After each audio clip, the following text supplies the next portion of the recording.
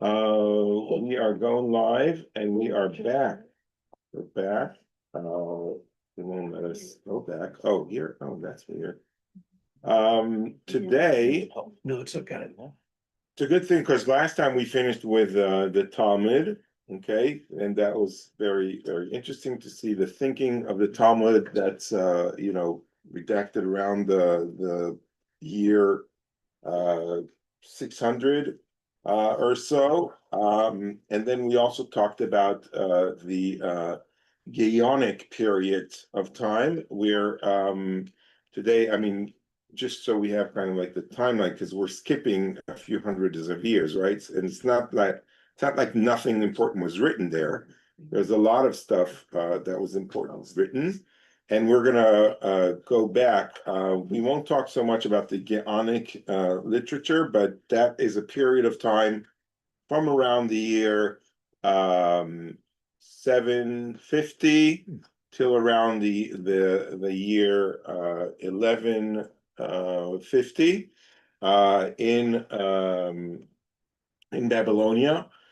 Where the Babylonian Talmud was edited, and then they were studying in the different yeshivas that were around. The most famous ones were in Sura and Pompedita, and there was another one in the Hardaha, and these are names of cities in Babylonia where big Jewish populations were.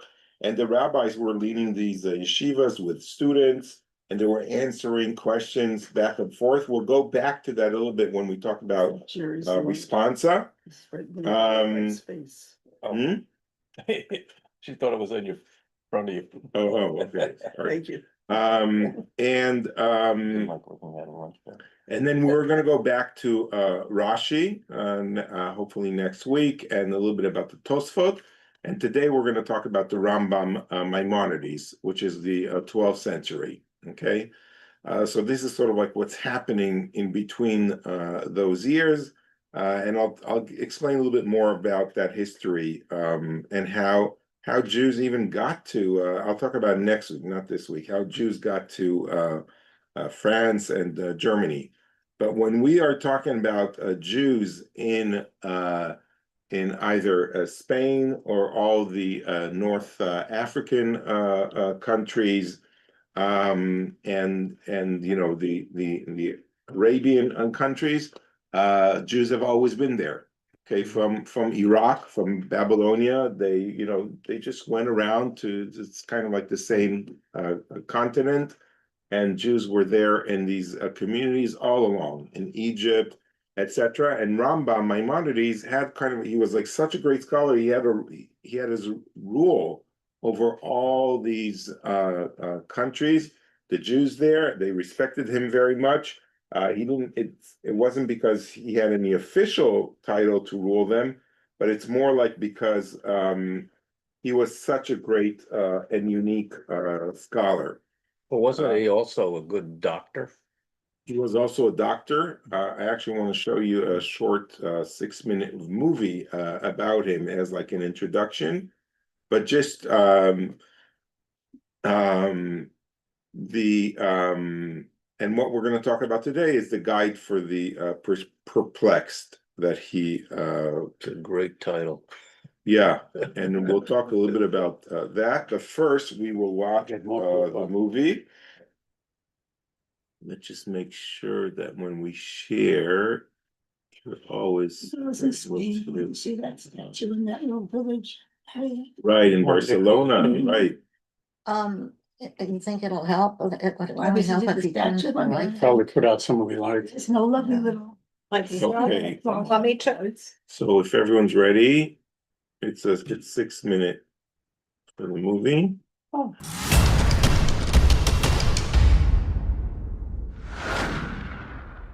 Able to see? Yeah. In the spring of 1138, Jews in the southern Spanish city of Cordoba were preparing for Passover, the festival of deliverance. But the household of the esteemed rabbinical judge of Cordoba, Rabbi Maimon, was celebrating a delivery of another kind. Just one day shy of Passover, The rabbi and his wife welcomed their eldest son, whom they named Moshe, Hebrew for Moses.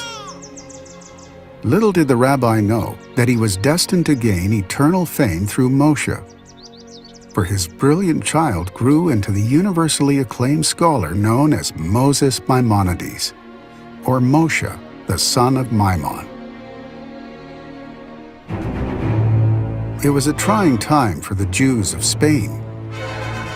The Almohads, a fanatical Islamic movement bent on establishing a caliphate, were gradually overrunning the Iberian Peninsula. Countless Jews were murdered, others were forced to convert, while many families fled Spain. Maimonides was 10 years of age when his family was forced to flee. They settled in Fez, Morocco, where his brilliant father shaped him into a Talmudic scholar of repute. He also mastered what we call chokhmah, which is the universal wisdom of humankind. He knew the works of Aristotle and Plato and their Islamic interpreters and so on. Maimonides also became an expert in astronomy and medicine. In 1165, the family journeyed to the land of Israel, but unable to settle, they continued to the large Jewish community of Cairo, where Maimonides married and settled down. He then devoted a complete decade, approximately from 1168 to 1177, to producing his crowning literary achievement, the Mishnah Torah.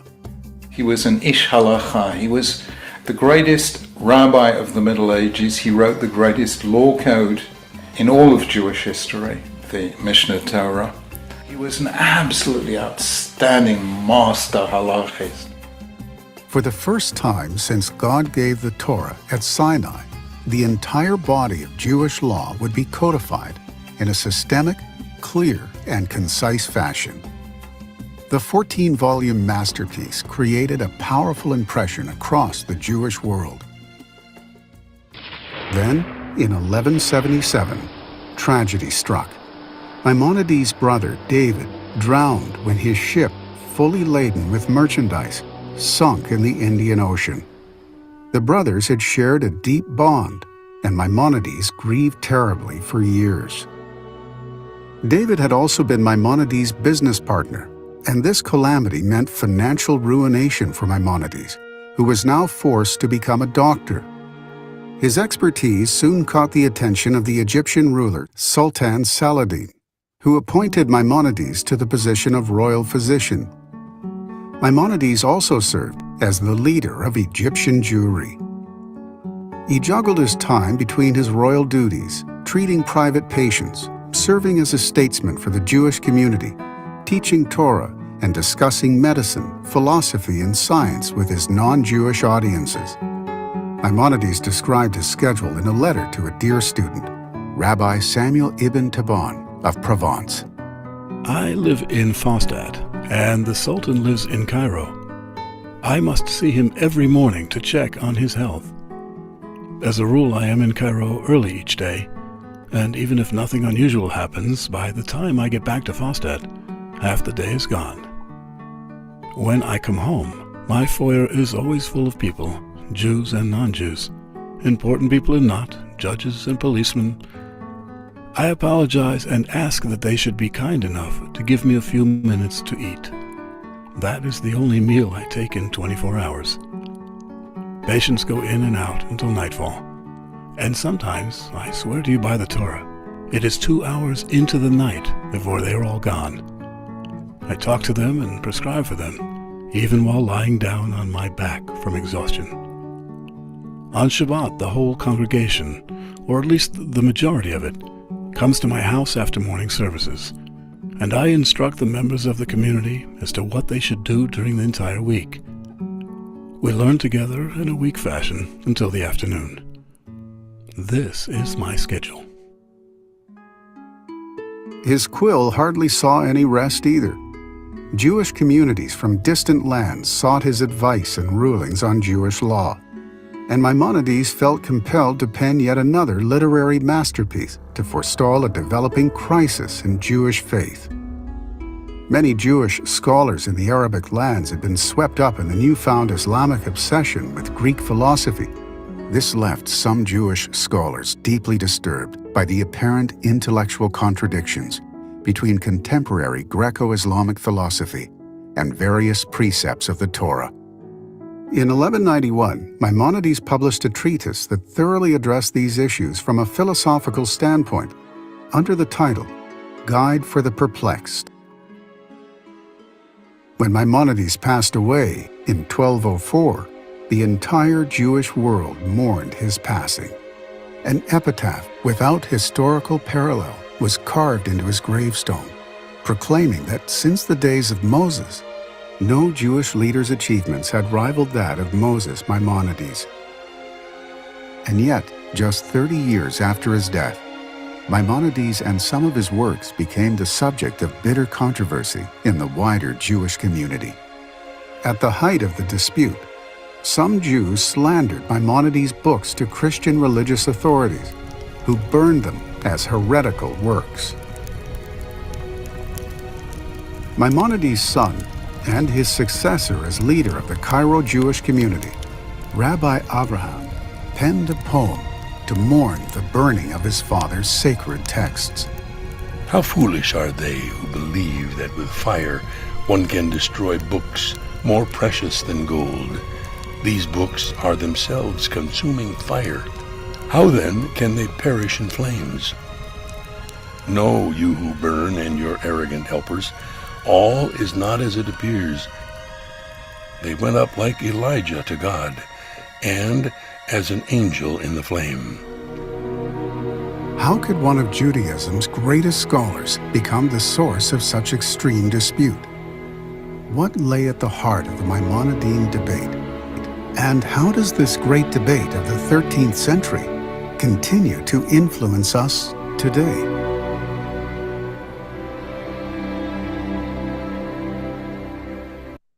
So these are very good questions. How could someone so great be in such great dispute? And it really leads us to understanding a little bit more about the guide for the perplexed. And here's an autograph of his in his own writing, which is, I think, in the Hebrew in the National Library. Did he write in Hebrew or? No, this is in Arabic. Oh, This is in Arabic and in Hebrew letters.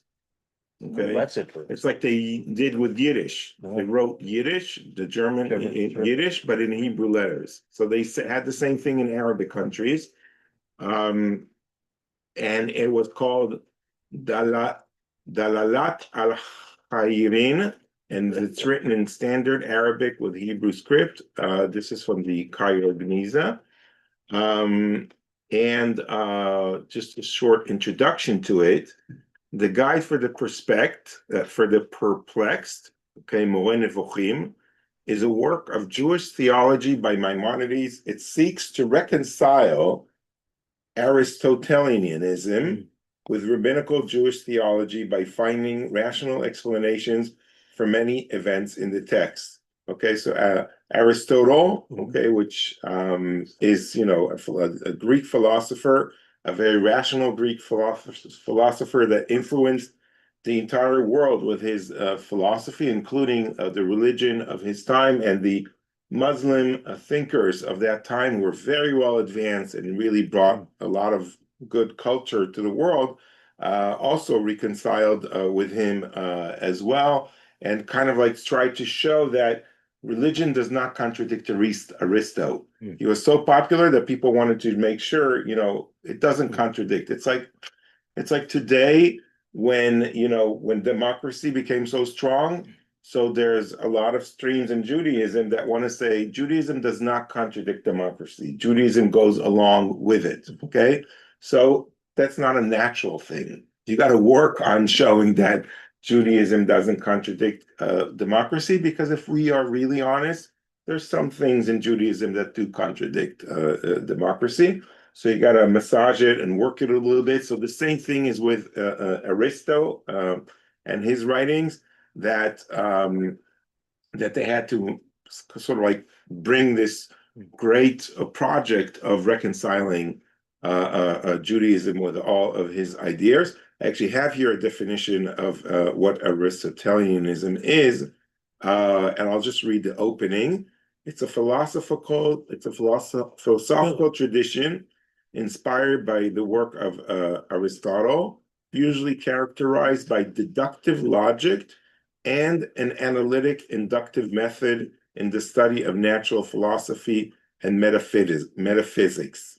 It covers the treatment of the social sciences under a system of natural law. Okay, so all the issues of thank you, all the issues of miracles and all the natural phenomena that happen in the Bible, or God talking to people, all these miracles, the sea splitting up into two, all these things are not rational. They have to be reconciled somehow with this philosophy, and this is really the work of the Rambam, as we will see very soon. Well, some of Aristotle's physics and ideas were not correct as we go. Okay, now. but this is for the time. Right. It answers why questions by a scheme of 4 causes, including purposes of, okay, I'll skip this part, teleology, and emphasizes virtue ethics.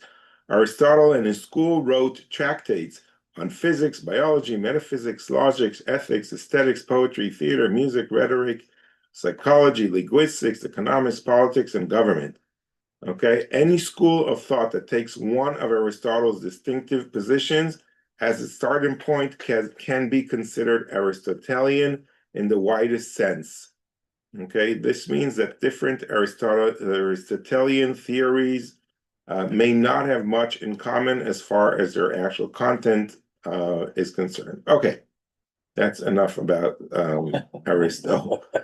What's important in the introduction to the Maimonides, the Guide for the Perplexed, is that this influential work aims to reconcile Jewish faith with rational thought, particularly Aristotelian philosophy. Maimonides, a medieval Jewish philosopher and physician, wrote the guide as a letter to a disciple of his, addressing the challenges of reconciling religious tradition with scientific and philosophical inquiries. The guide is considered a classic of Jewish philosophy and has had a profound impact on Jewish, Christian, and Islamic thought. He was one of the greatest scholars of the entire world back then, not just of the Jewish world, and he was very well regarded for that. The guide for oh, sorry, I think I skipped. Oh no, okay. Here's a saying from the Guide for Perplexed about the sacrifices. Okay, I chose a few of the most famous parts from the Guide for Perplexed, so we are able to kind of like understand the rationale behind the Rambam's thinking. So when we have sacrifices and we read the Bible, and at the time of the Rambam, it's already, maybe 3,000 years after, and today it's 4,000 years after that passage is written about the sacrifices. You have to sacrifice these sacrifice to God. God needs to smell the sacrifices as they go up to him, and then he's content. And you are forgiven by bringing a sacrifice to God. All these things like this, like, why would we do that? Okay, and especially when you study the other religions and you see that they did the same thing, so you'd like thinking like, why this doesn't make sense? Like, why would an advanced religion like Judaism believes in one God would believe that you sacrifice to God something and you are forgiven or you're atoned, or that God smells the sacrifice and is pleased with the sacrifices, etc. Okay, that was very difficult from the Rambam, for Maimonides, especially if you try to reconcile it with the Aristotle way of thinking, which is rational and tries to give a rational understanding to everything. Okay, it's not a good image for Judaism to hold with such belief. So the Rambam is very disturbed by that at this point in his life, and he deals with this issue on many, many levels. Here's one of them. So this is in the Guide for the Perplexed, part 3, passage 32:4. There are 3 parts to the Guide of Perplexed, and he writes like this. Could everyone see what it says here? The prophets thus. Yeah. Can you make that full screen? I can read it. Is this better? Yes. Well, you gotta take out the, Take out the black thing on the side. Yeah, let's see what happens if I do that. there you go. Oh, okay. Magic. Nice. Now you see? Better? Okay. The prophets thus distinctly declared that the object of the sacrifices is not very essential and that God does not require them. So this is the first way he's dealing with it. He's like, well, first of all, that's a very good question. Why do we need sacrifices? And they're not really essential. He's like, wow, like how could he say that? That's already like let's go burn his books right away just for writing this, right? Because you remember in the movie they said that they burnt his books. It's exactly for these kinds of revolutionary sayings, which might make sense to us today, but back then were really revolutionary. And he quotes the prophets. Samuel, therefore, said, hath the Lord as great delight in burnt offerings and sacrifices as in obeying the voice of the Lord. Isaiah exclaimed, to what purpose is the multitude of your sacrifice unto me, says the Lord. Jeremiah declared, for I spake not unto your fathers, nor commanded them in the day that I brought them out of the land of Egypt concerning burnt offering or sacrifices, but this thing commanded I them, saying, obey my voice, and I will be your God, and ye shall be my people. Jeremiah says in the name of God, the primary object of the precepts, the mitzvot, is this: know me and serve no other being. I will be your God, and ye shall be my people. But the commandment that sacrifices shall be brought and that the temple shall be visited has for its object the success of that principle among you, and for its sake I have transferred these modes of worship to my name. Idolatry shall thereby be utterly destroyed, and Jewish faith firmly established. Okay, so he brings the prophets as sort of like his backing up, saying they preferred that you pray to God, they preferred that you obey God. Okay, they wanted you to visit the temple, okay, but they didn't.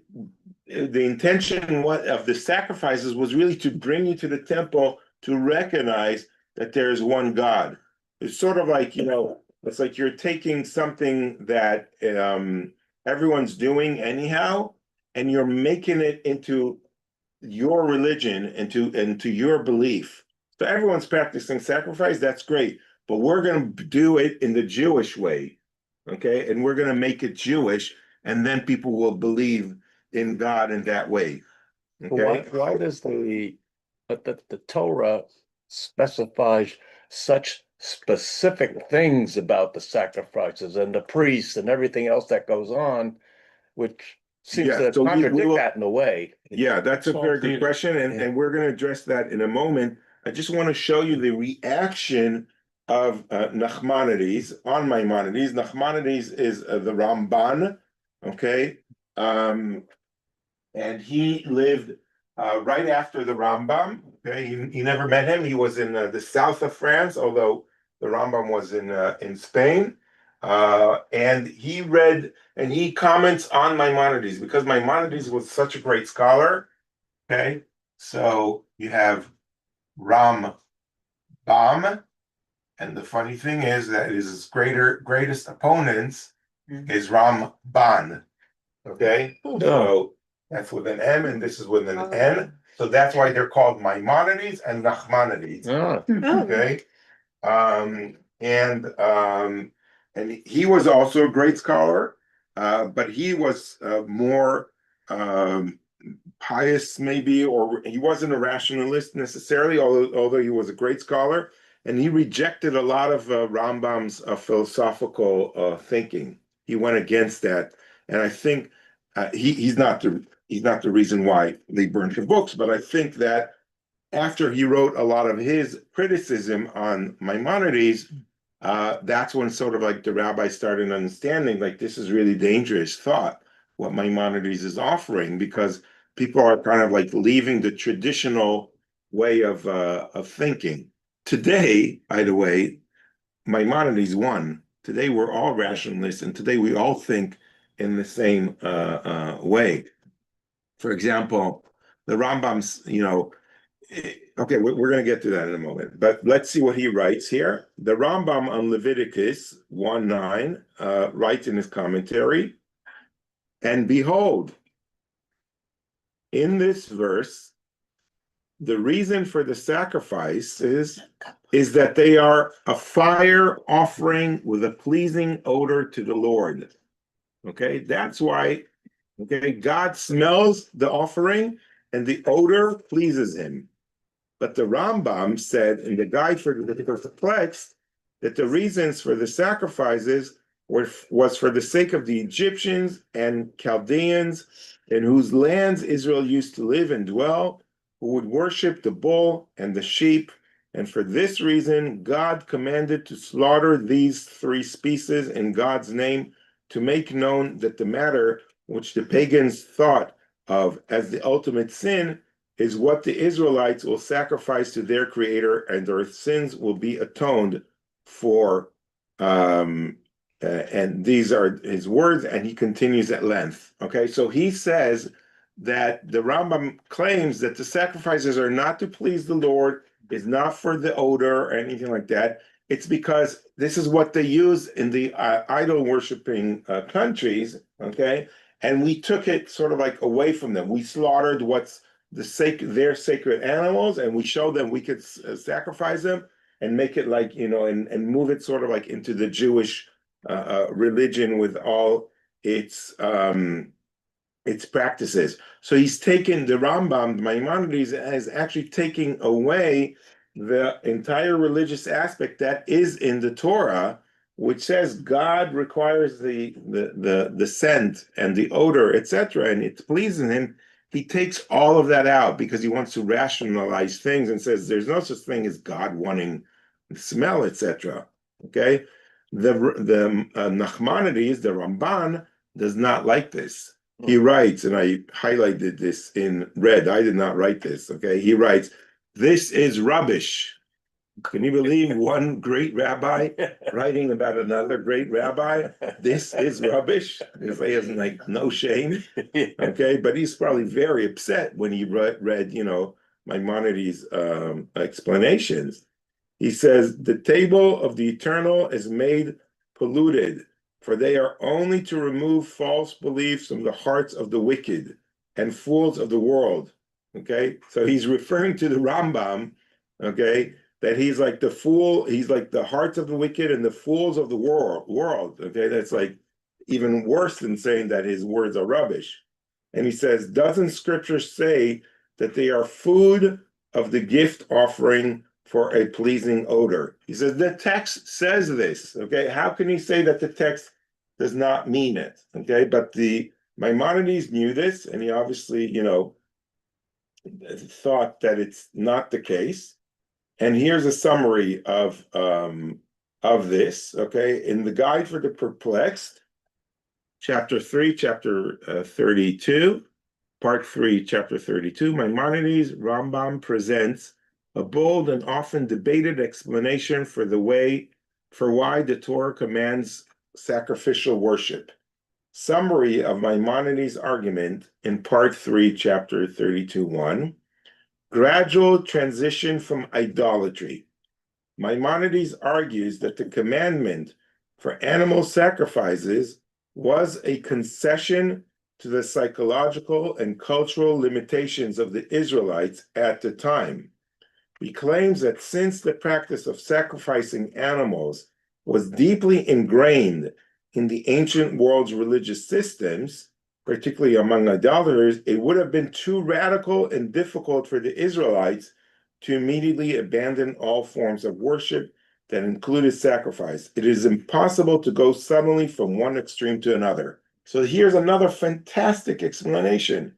He's like saying, okay, the Torah wrote this, but the Torah, was like really aimed to what people were able to comprehend at that time. Okay. Could you comprehend life, I don't know, without a democracy? Okay. We would not want that to happen. Could we comprehend life without, if we were like living 100 years ago, could you comprehend, or 200 years ago, could you comprehend life without cars, without airplanes? Okay. We could not comprehend it. Especially, our children that are born into these things, or grandchildren, right? This is what they know. They can't comprehend like a different kind of life. So in the same way, people were not able to comprehend something of this sort. So you can't go from one extreme to another. So God kind of like eased the change on them. They said, okay, you could continue making the sacrifices, but you will do it for me and in my name. And this enabled people to say, okay, so we'll stick to Judaism. It's okay, we'll do it that way if we don't have to neglect the sacrifices that were so meaningful to people at that time. So this is a very radical way of thinking. Well, isn't that part of the way we make certain common things holy? I mean, Yeah, this is the next Rabbi, I have a question. I'm not seeing on Zoom what you have on your screen behind you. I'm seeing several slides previous. Is that something on my end, or I don't know if the other Zoom people have the same situation? no, it's probably the same. So let me see.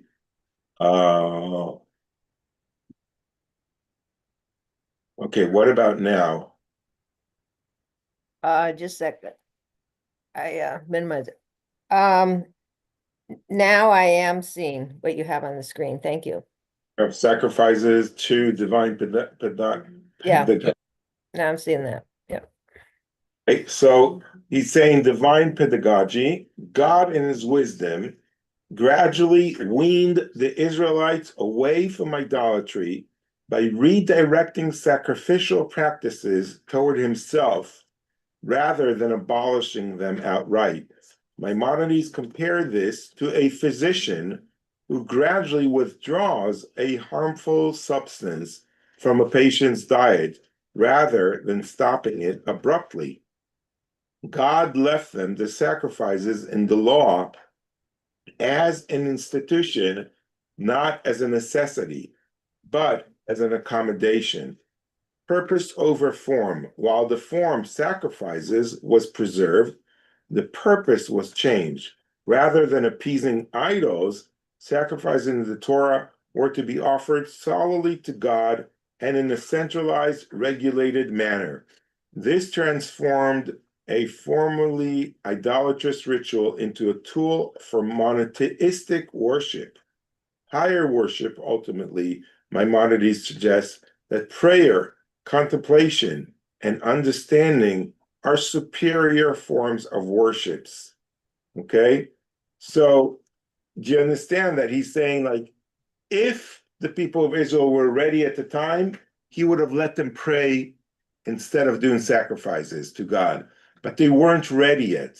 Okay? It's like, it's too painful to pull the bandage so quickly. You got to do it slowly.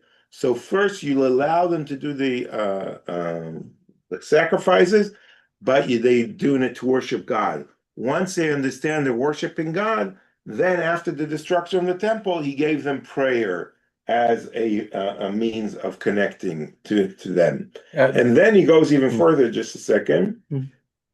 He holds that the highest goal is knowledge of God, which does not require sacrifice. Significance, Maimonides' explanation was controversial because it seems to imply that sacrifices were not intrinsically valuable, but rather a pragmatic tool. This is in contrast to other Jewish thinkers, e.g. Maimonides that we just read, who argued that sacrifices have deep spiritual and mystical significance in and of themselves. Okay, so this is a very big difference in thought for both Jews. They fought against each other, but they both had their opinion. But the Rambam's goal was to debate with the Aristotle philosophy and make sure it doesn't contradict. And therefore, he felt very comfortable saying what he does here. It's not that in the sense of maybe reaching here, but what Chabad tries to do, they get people where they are. They don't try to do 100%, practice No. at once. No, that's a different kind of philosophy that comes from a more Hasidism philosophy which accepts people where they are, and sort of like That's not what they're saying here. no, this is something different. Well, Yeah. well, I know somehow I'm just thinking about Abraham and the idols. You know, Mhm. that was done. That's it. Gets rid of them, and that part is over. So I think sort of short changes Jews in a way that that that the philosophers didn't think we could change as quickly as we could, or dragging it out. I agree with you, but that story of Abraham getting rid of the idols is really a story of the Talmud. It's not in the Bible. Okay. In the Bible, Abraham starts believing in God, but it doesn't say that he stopped worshiping idols. Okay. But he still makes sacrifices himself as well. Well, no. Okay. So it's a difference in terms of history, and the Rambam is very oriented in that historical way. Okay, so another topic to illustrate Can I this ask about philosophy. this topic? I heard this from the Rabbi, and they said, I remember, that we do not have sacrifices now because we do not have temple. And when we'll build the third temple, we would have sacrifices. Yeah, so that's a very good question. When the third temple will be built, will we have sacrifices there? So the rabbinic authorities that claim that we should not do it go according to the Maimonides. They say Maimonides already ruled that we don't have to have. He didn't rule that. Okay, he actually has in his book, the Mishnah Torah that we saw in the movie, the 14 volumes of Halacha. He actually lays out that all the laws of sacrifices that will be in the temple. But if you look here, he kind of like contradicts even himself, because he says like there's no need for sacrifices, okay, in the next temple to come. So what will be there is a very interesting question. I personally really hope that they will not have real sacrifices there of animals. So is that the conflict between those who want to bring back temple sacrifice? Yeah, it's going to be a big conflict. It is therefore clear. Oh, so this is about the angels. Okay, so there are angels all over the Bible, right? There are angels talking to Abraham and Sarah, right? There are angels with Jacob. Jacob's up and down the ladder. Jacob's up and down the ladder. Yeah. So the Bible is full of angels. And what is this belief in angels? It doesn't sound very rational either. So the Rambam tries to explain that in the context of the belief in God. It is therefore clear that the belief in the existence of angels precedes the belief in prophecy, and the latter precedes the belief in the law. The Sabians was a group of people that were idol worshippers. They lived in Muslim countries.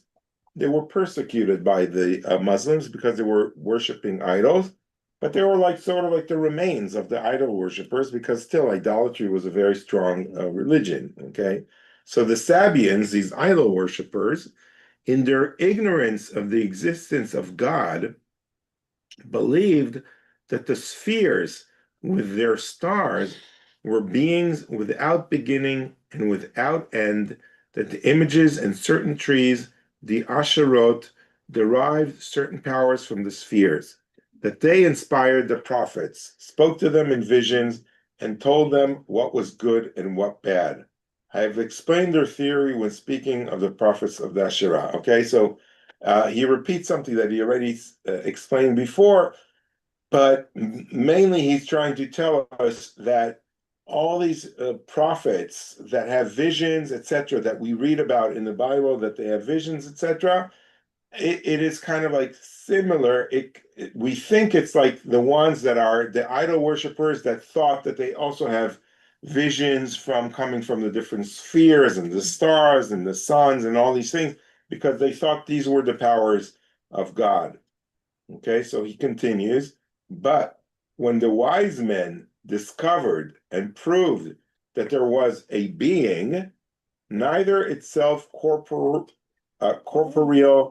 nor residing as a force in corporeal body, vis-a-vis the true one God, and that there existed, besides other purely incorporeal beings which God endowed with his goodness and his light, namely the angels, and that these beings are not including in the spheres and its stars, it became evident that it was these angels and not the images of Asherot that charged the prophets. So the prophets did not get their visions from the actual physical elements of the universe that they thought that were gods. They got it from God himself, okay? And God kind of like doesn't create the angels, but he makes the prophets think that they are like angels, okay? And from the preceding remarks, it is clear that the belief in the existence of angels is connected with the belief in the existence of God. And the belief in God and angels leads to the belief in prophecy and in the truth of the law. In order to firmly establish this creed, God commanded the Israelites to make over the ark the form of two angels.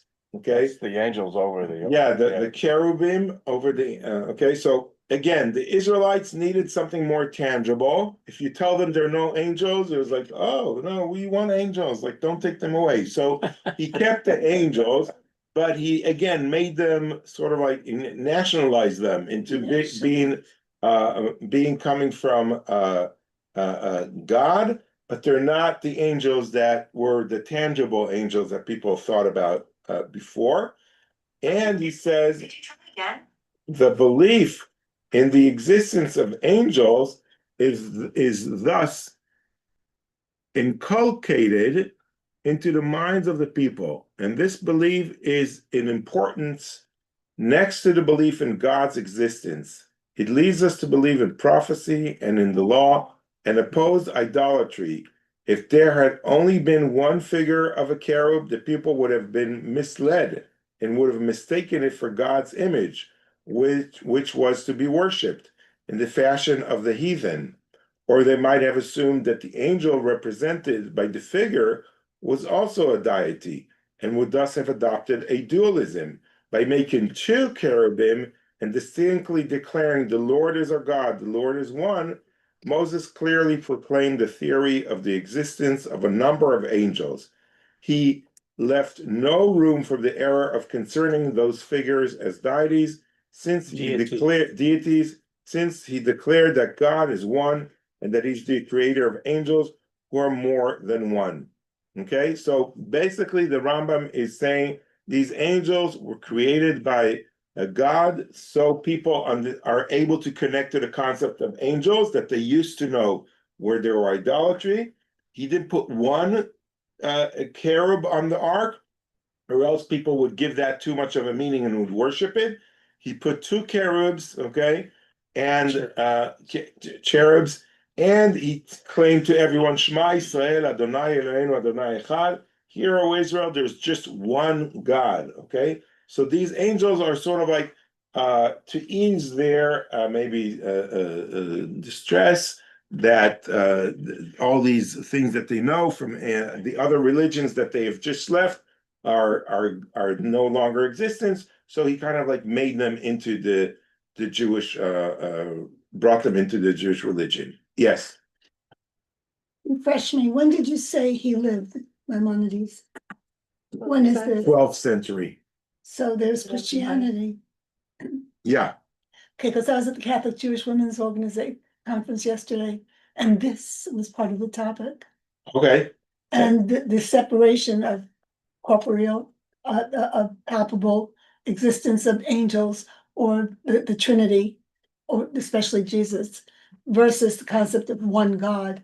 Which, do they function as one? Do they function as individuals? And how do they pray versus how we pray? Oh, okay, interesting. Yeah, these topics are, what you study in theological seminaries and are debated between the religions for centuries. So now this relates to the last topic I wanted to bring on the Rambam, which is on the way Torah speaks, from the Guide for the Perplexed. And the Rambam wants to tell us that the Tanakh, the Bible, employs metaphor as a pedagogical tool. Midrashim employ metaphor. We should not believe in a literal interpretation of every story in the Bible. That's a key concept for Rambam. People were extremely upset with him for saying that. For example, biblical references to God being in a place, moving, changing, having any attributes, feelings, or a body are all metaphors. So when they say God's, was very upset with the people, and he laid his hand on something, okay, or anything like that, or God showed up at this place or that place. These are all metaphors, so we can understand that, because we can't understand God. If we heard something else, we would just not comprehend it. So when they say, when the Bible uses these words, it's just so we can understand. It doesn't mean that it really happened. It's a metaphor, okay? Like the Red Sea parted. Well, it's going to come to it in a minute. For the story of Adam and Eve is figurative as well, okay? It comes to teach us different lessons about the creation of man and woman, but it doesn't mean that it necessarily happened. Some elements of the revelation at Sinai are metaphor. All references to angels are metaphors for natural laws and are seen or heard only in a vision. We talked about that a moment ago. All references to God speaking are metaphors for the prophet's interpretation of the vision. All references to permanent changes in nature, such as melting of mountains, are metaphors. Accepting miracles of Moses, all public miracles are metaphors, like parting the sea. All references to God altering the nature of man, even temporarily, are metaphor. Okay? If we could just turn off cell phones, all these noises are okay. So we understand much more now the philosophy of the Rambam and why he was so controversial.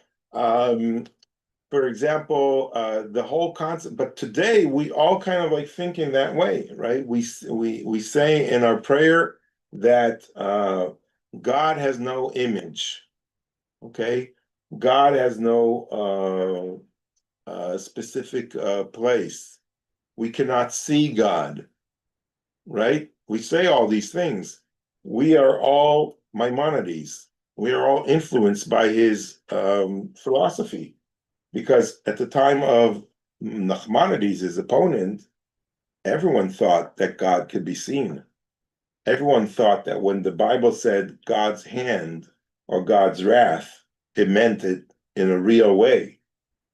They burnt his books, but they weren't able to really get rid of that philosophy. If you think about it, we all think about it in the same way.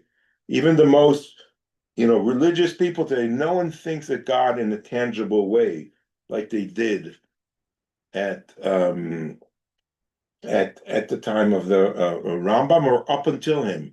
So he created the revolution he created was so strong, and it was so powerful, and it uprooted centuries of thinking of how the religion and God is. But he was successful at the end, because we all think about these things today in a metaphorical way. And Isn't that more because of the teachings of Aristotle on the other religions, the effect of the teachings of Aristotle on the other religions, and the fact that we are immersed in the Aristotelian thinking? yeah, exactly. That's exactly If the I- issue. Yes.